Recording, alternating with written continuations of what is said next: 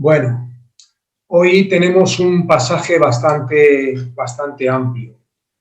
Entre hoy y el domingo que viene cubriremos todo el capítulo 10 y también cubriremos los últimos 4 versículos del capítulo 9. El texto que tenemos hoy es Mateo 9, del 35 al 38, y luego en el capítulo 10, desde el versículo 1 al versículo 15. Como la Biblia Reina Valera 1960, que es la que yo suelo usar para hablaros, tiene este texto dividido en 3 partes, pues vamos a seguir esa misma división que nos marca el propio traductor de la Biblia y leeremos este texto que tenemos en esta mañana en 3 partes. Al leer este texto veremos que hay 3 asuntos muy claramente marcados. Son lo que podríamos llamar 3 unidades de pensamiento. Cada una de ellas es independiente de las otras 2.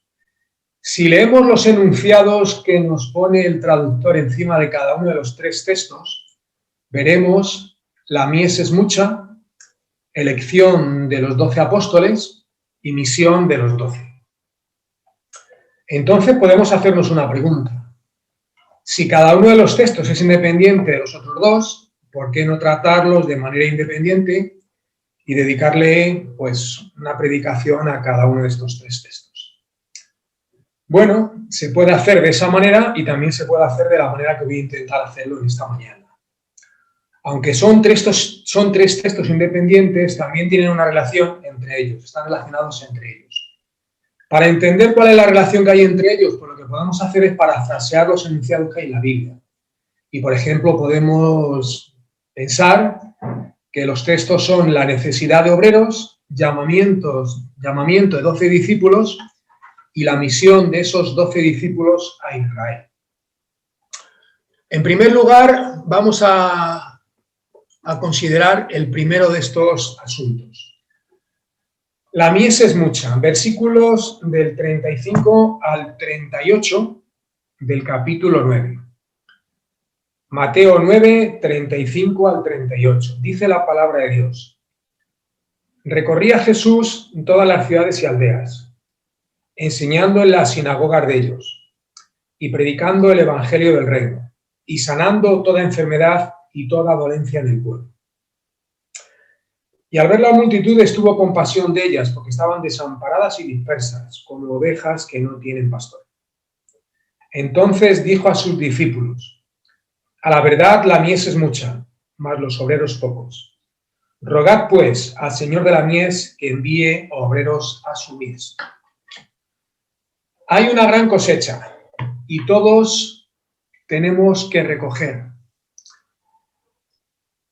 Pero tenemos siempre un problema crónico, y es el problema de la mano de obra. Hay mucho trabajo, pero tenemos pocos obreros, poca mano de obra. Cuando leemos un texto, esto lo hemos dicho muchas veces ya, pero seguiremos repitiendo. Cuando leemos un texto bíblico siempre tenemos que hacernos una pregunta, o varias preguntas, mejor dicho. ¿Por qué el Espíritu Santo dejó este texto en la Biblia? ¿Qué me quiere decir a mí el Señor con esto? ¿Esto tiene algo que ver conmigo? Acordaros de estas 3 preguntas. Pues si leemos estos textos y si le dedicamos un poco de tiempo a pensar lo que dicen los textos y pensamos en lo que hacía el Señor, seguramente encontraremos respuestas a estas 3 preguntas. Dice el texto que Jesús recorría las ciudades y aldeas, de pueblo en pueblo, de aldea en aldea, de ciudad en ciudad. Si pensamos en nuestro tiempo, todos sabemos que los medios de transporte que tenemos, súper rápidos, pues han acortado las distancias. Si tenemos que desplazarnos a cualquier lugar, podemos sacar un billete de avión, podemos coger un tren de alta velocidad, podemos coger autobuses, podemos coger el metro, podemos coger un taxi o podemos usar nuestros propios coches. Y además le podemos poner a nuestro coche el GPS para ni siquiera tener que pensar cómo se llega a ese lugar. Parece ser que esto de pensar cada día está peor visto. Alguien parece que tiene interés en que pensemos cada día lo menos posible. El Señor recorría polvorientos caminos para llegar a cualquier lugar. Iba caminando y accedía a todas y cada una de las aldeas, de las ciudades y de los pueblos de la tierra de Israel. ¿Cuánto han cambiado las cosas? ¿Cuánto? Han cambiado muchísimo. Y qué cómodo nos estamos viendo. Se organiza cualquier actividad evangelística o del orden que sea. Y siempre, absolutamente siempre, tenemos escasez de mano de obra para hacer el trabajo, sea el trabajo que sea. Dice el texto que el Señor Jesús iba caminando a las ciudades y a las aldeas a enseñar, a predicar y a sanar. Y al leer esto, lo menos que cada uno de nosotros como discípulos de Cristo debe hacer es ponerse ante la palabra de Dios y ante el Señor y preguntarse, creo que es lo más honesto, si mi Señor enseñaba, predicaba y sanaba, ¿yo qué tengo que hacer? Si el Señor dedicó buena parte de su vida a enseñar, a predicar y a sanar, ¿nosotros qué tenemos que hacer? Para enseñar no hace falta ser doctor en teología. Es muy fácil explicar lo que Dios ha hecho en tu vida y hacerlo además sin alaracas, con una manera sencilla y entendible. En este país en el que nosotros vivimos hay muchísima ignorancia, muchísima. Las gentes de España necesitan ser enseñadas. Nosotros, cuando nos pregunten y cuando nos dejen hablar, con humildad, con prudencia, con sencillez y con sabiduría, hemos de explicar y enseñar lo que a nosotros nos enseñaron y nos explicaron. Pero siempre recordar esto, por favor, con humildad y con sencillez de corazón. Si el Señor predicaba, los siervos de Cristo, ¿qué tenemos que hacer? Pues predicar. Entre enseñar y predicar hay muy poca diferencia. Son dos formas de presentar la verdad recogida en las Escrituras. Y este mundo está muy necesitado de escuchar la verdad. Dice también el texto que hemos leído que el Señor iba sanando toda enfermedad y dolencia en el pueblo. Evidentemente nosotros no podemos hacer las sanaciones que hacía el Señor, pero podemos orar para que el Señor las haga. Y podemos ayudar en muchas cosas, en muchísimas. Hay tanta necesidad en este mundo que podemos buscar el lugar en el que podamos echar una mano y apoyar a aquellos que llevan tareas pues, de enseñanza, de evangelización, de sanación, etcétera, etcétera, etcétera, que desempeñan estas misiones, que son bastantes. Dice el texto algo muy bonito, que el Señor tuvo compasión de las gentes. Esto me encanta, porque las veía como ovejas desamparadas y perdidas, sin pastor. Seguramente que muchos de nosotros habremos visto alguna vez a una ovejilla o a un cordero cuando se pierde, cuando se despista del rebaño. Es el animal más frágil, el animal más indefenso y más torpe que podamos imaginar. Y cualquier cosa, por pequeña que sea, puede terminar con esa ovejilla o con ese cordero. Dice la palabra de Dios que así ve el Señor a las personas, desamparadas y dispersas como ovejas que no tienen pastor. Y una pregunta que debemos hacernos, si el Señor sintió compasión por la gente de este mundo, ¿qué tenemos que sentir nosotros por nuestros contemporáneos? Indiferencia. Si el Señor sintió compasión, los siervos de Jesucristo, hemos de sentir la misma compasión que sentía el Señor, la misma. No podemos permanecer indiferentes a todo lo que sucede a nuestro alrededor. Y tenemos que pensar que en algún lugar y de alguna manera podemos ayudar. Entonces dijo a sus discípulos, a la verdad la mies es mucha, mas los obreros pocos. Rogad pues al Señor de la mies que envíe obreros a su mies. Estas palabras hay que analizarlas e interpretarlas con atención y con cuidado, porque tienen un significado muy, muy importante. Estos dos versículos apuntan en dos direcciones, tienen un doble significado.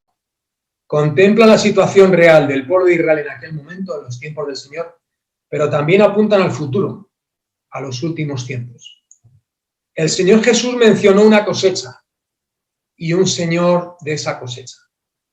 El Señor de la cosecha sabemos quién es, el Dios de los cielos, nuestro Padre, el Dios Todopoderoso, el Altísimo. La cosecha, el juicio final. Si leemos Mateo capítulo 13, versículos del 30 al 39, veremos que la palabra de Dios dice que la siega es el fin del siglo. La siega tiene que ver con juicio. Entonces, la tarea de los creyentes, la tarea de los obreros cristianos tiene que ser advertir a los hombres y a las mujeres de este mundo que el juicio se acerca y hay que llamar a la gente al arrepentimiento.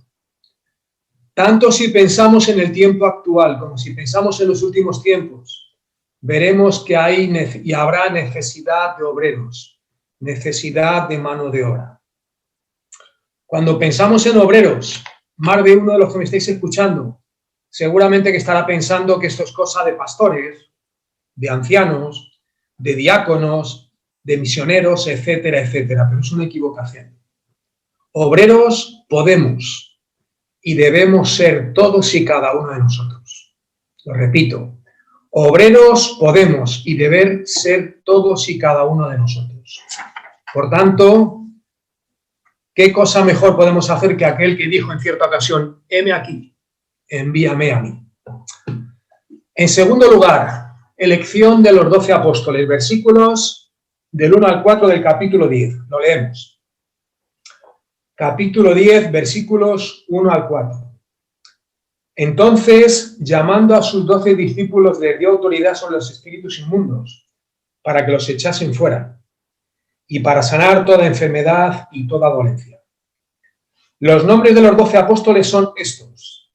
Primero, Simón llamado Pedro, y Andrés, su hermano, Jacobo, hijo de Zebedeo, y Juan, su hermano, Felipe, Bartolomé, Tomás, Mateo el publicano, Jacobo, hijo de Alfeo, Lebeo, por sobrenombre Tadeo, Simón el cananista y Judas Iscariote, el que también le entregó. Como hacen falta obreros, el Señor designa a 12 hombres para extender el mensaje y para ser embajadores del Rey, El número de los apóstoles, lo sabemos todos de sobra, 12. Podría estar relacionado con las 12 tribus de Israel. Algunos textos así parecen indicarlo, pero no sería fácil demostrar que una cosa tiene una relación directa con la otra. Mateo, Marcos y Lucas, los evangelios sinópticos, recogen este suceso, la elección de los 12 apóstoles. Si leemos con atención el relato de Mateo, el de Marcos y el de Lucas, veremos que las tres listas son prácticamente idénticas, salvo unos pequeños detalles que tienen fácil explicación. En las tres listas, el apóstol Pedro ocupa el primer lugar.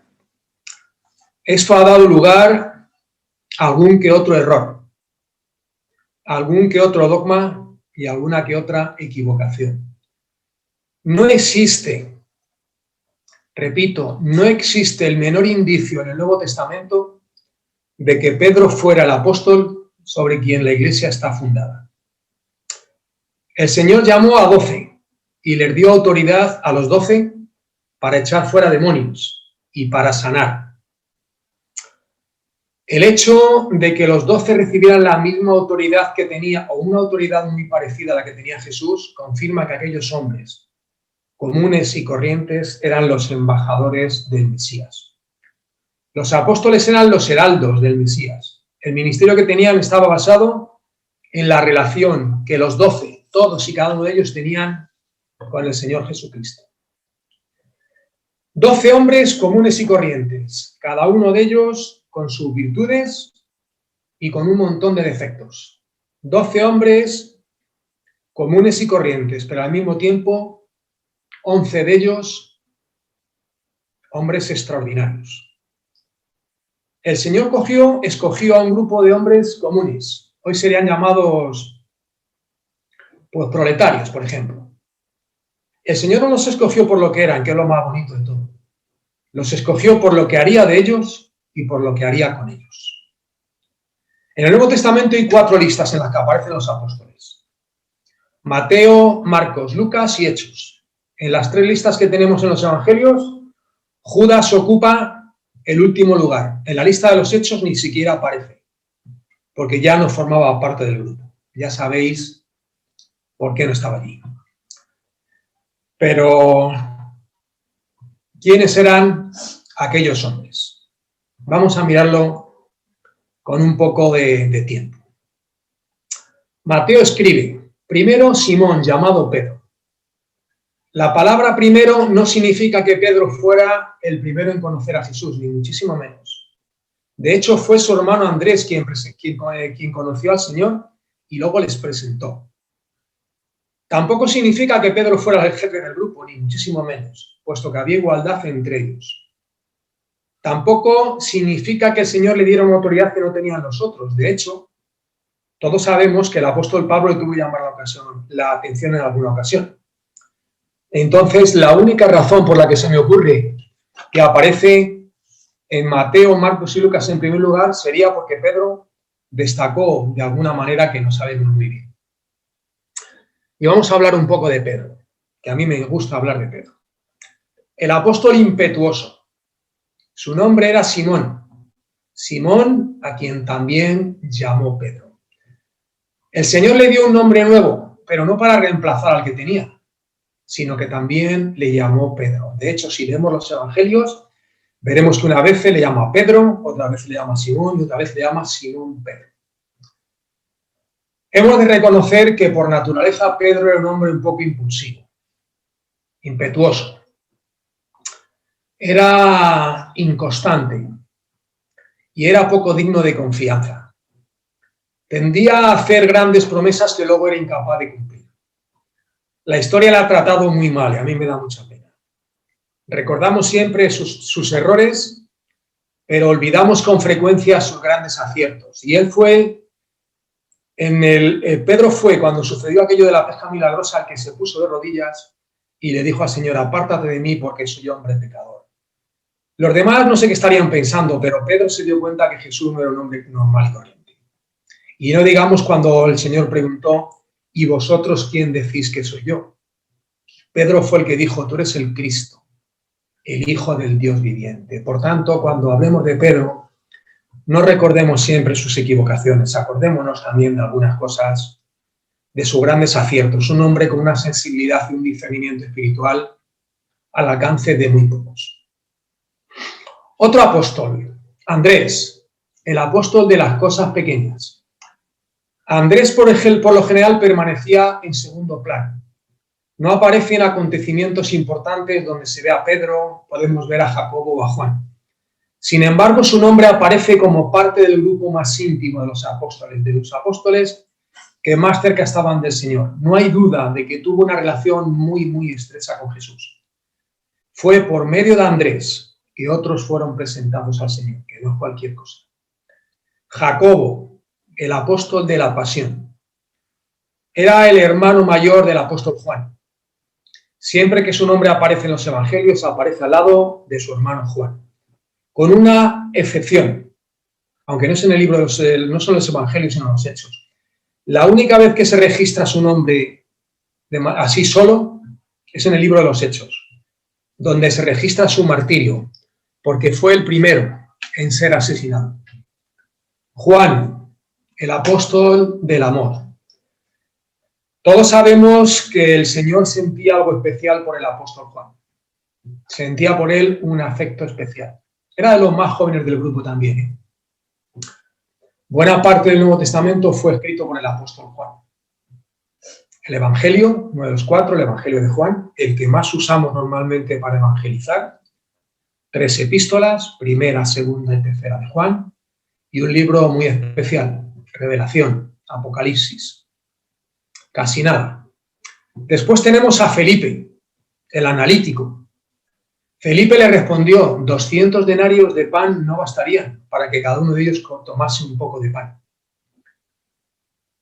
Parece ser que era un hombre que pensaba con detenimiento las cosas. Felipe es un nombre griego,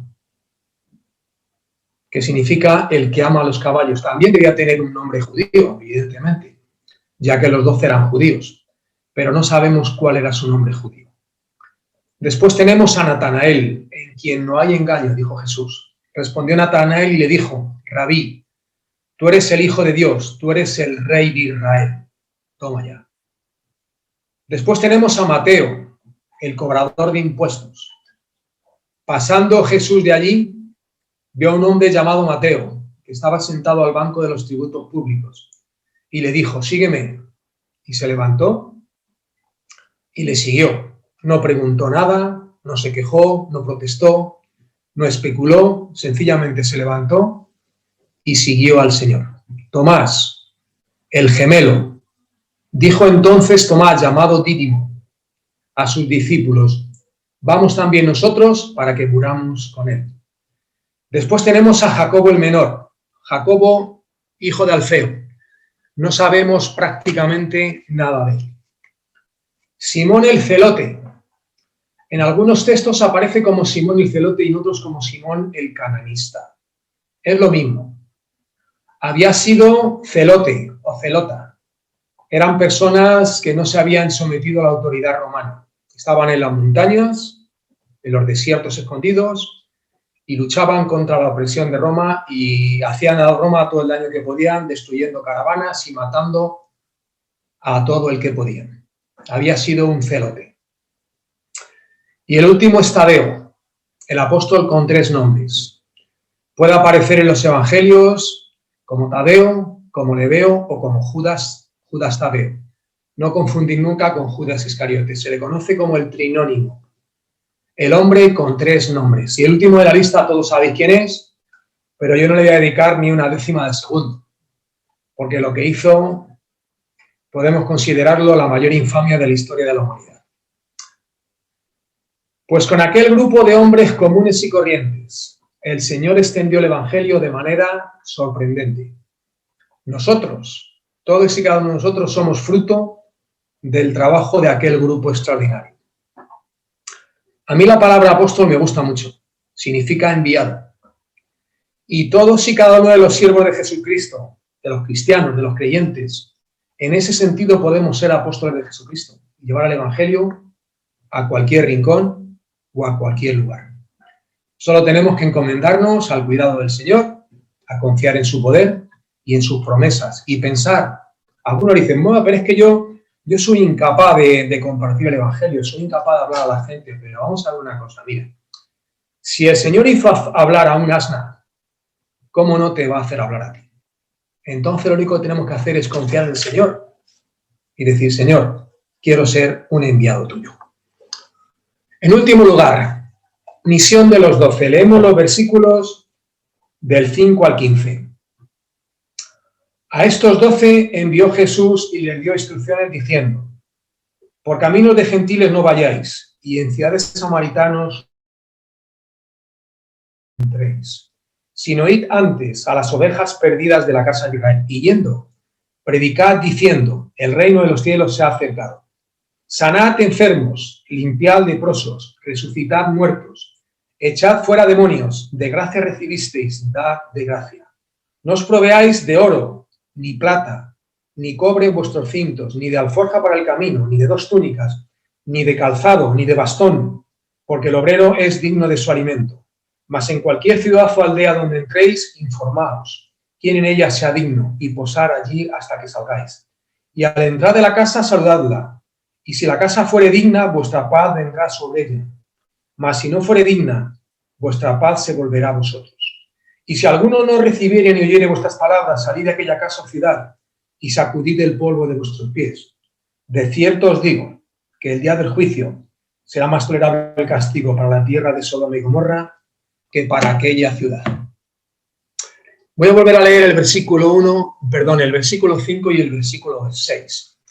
A estos 12 envió Jesús y les dio instrucciones diciendo: por camino de gentiles no vayáis, y en ciudades samaritanos no entréis, sino id antes a las ovejas perdidas de la casa de Israel. La primera misión que el Señor encomendó a los 12 apóstoles resulta difícil de entender para algunos creyentes. Lo siento, pero algo no han entendido bien. Porque no entender esto es no querer entender el propósito de la propia misión que trajo al Señor a este mundo. Los pactos del Antiguo Testamento fueron hechos con Israel y las bendiciones fueron dirigidas en primer lugar a esa nación, al pueblo de Israel. Pues os digo que Cristo Jesús vino a ser siervo de la circuncisión para mostrar la verdad de Dios, para confirmar las promesas hechas a los padres. Y lo repito, vuelvo a leerlo.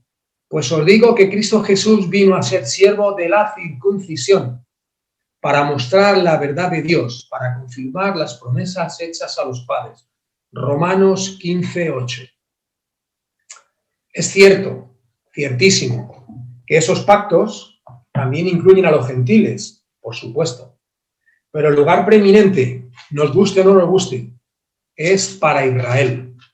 Por tanto, el ministerio del Señor fue dirigido en primer lugar a su pueblo. Acompañadme, por favor, a Mateo capítulo 15, versículo 24. Mateo 15, versículo 24. Palabras del Señor Jesús. Él respondiendo dijo: no soy enviado sino a las ovejas perdidas de la casa de Israel. Después, cuando fue rechazado por su pueblo, entonces la misión se dirige a los gentiles. Por eso, en primer lugar, envió a los 12 a predicar a los habitantes de Israel. El mensaje a predicar, el mismo que empezó a predicar San Juan Bautista. El reino de los cielos se ha acercado. Israel, sin embargo, demostró ser terca en su resistencia a la persona y al mensaje del Mesías que tantos tiempos llevaban esperando, al Mesías profetizado. Por tanto, la salvación ahora ha venido a los gentiles. El Señor mandó a los 12 y les dio autoridad para hacer milagros como embajadores del Mesías. Tampoco sirvió de mucho para vencer la incredulidad de aquel pueblo orgulloso, cabezón y contumaz. Es una pena que Israel, el pueblo de Israel, 2000 años después, siga manteniendo la misma posición, la misma postura. Aunque también es cierto que hay un movimiento dentro del pueblo judío que, sin abandonar los rudimentos del judaísmo, están reconociendo a Jesucristo como el Mesías enviado por Dios, que no es poca cosa, ¿eh? Es motivo de gratitud y además de poner las rodillas y dar gracias a Dios, porque buena parte del pueblo judío, los que llaman judíos mesiánicos, están reconociendo a Jesús como el Mesías. Nadie podrá decir nunca que el Señor, nuestro Dios, no da oportunidades a los seres humanos para que se vuelvan a Él. Ha dado muchas, da muchas y seguirá dando muchas. Se las dio a Israel y las sigue dando a todo aquel que quiere acercarse a Él. Aquellos 12 hombres comunes y corrientes empezaron una misión que otros muchos han continuado. En el tiempo actual hay mucha gente que sigue proclamando el mismo mensaje. Aquella gente fue terca y cabezona y rechazaron y siguen rechazando a algunos la mano tendida que puede salvar. A nuestro alrededor, cerca de nosotros, en nuestras casas, en nuestras familias, en nuestros bloques, en nuestros colegios, hay gente que sigue manteniendo la misma actitud. Es muy triste, pero es lo que hay y es con lo que tenemos que convivir. El ver día tras día que hay muchísima gente que les comparte el Evangelio y no quieren saber absolutamente nada de reconocer sus pecados, de admitir que son pecadores, de admitir que están perdidos y de admitir que están condenados a la más terrible de las desgracias. Bueno, pues aquí lo vamos a dejar. Hemos cubierto Mateo desde el 9:35 al 10:15. La mies es mucha y los obreros pocos. Elección de los 12 apóstoles y la misión de los 12. El Señor dijo a los discípulos que cuando fueran rechazados, sacudieran el polvo de su calzado y que marcharan de aquel lugar. Rechazar la gracia de Dios tristemente deja a los seres humanos desprovistos de lo único que les puede librar de la peor de las calamidades. Quien rechaza la luz, lo único que tiene, lo único que le queda son tinieblas y ningún tipo de esperanza. Quien rechaza el perdón de Dios, lo único que le queda es enfrentarse a un horroroso juicio. Pues hermanos y hermanas, permitidme en esta mañana de domingo, en el que celebramos que llevamos 5 años reuniéndonos como iglesia, recordarme que os anime a valorar cada uno de nosotros lo que tenemos en Cristo, lo que hemos recibido, el perdón de nuestros pecados y la esperanza de la vida eterna. A dar gracias cada día de rodillas al Señor y a mostrar cuando podamos la verdad a aquellos que nos quieran escuchar y que la quieran conocer. Amén.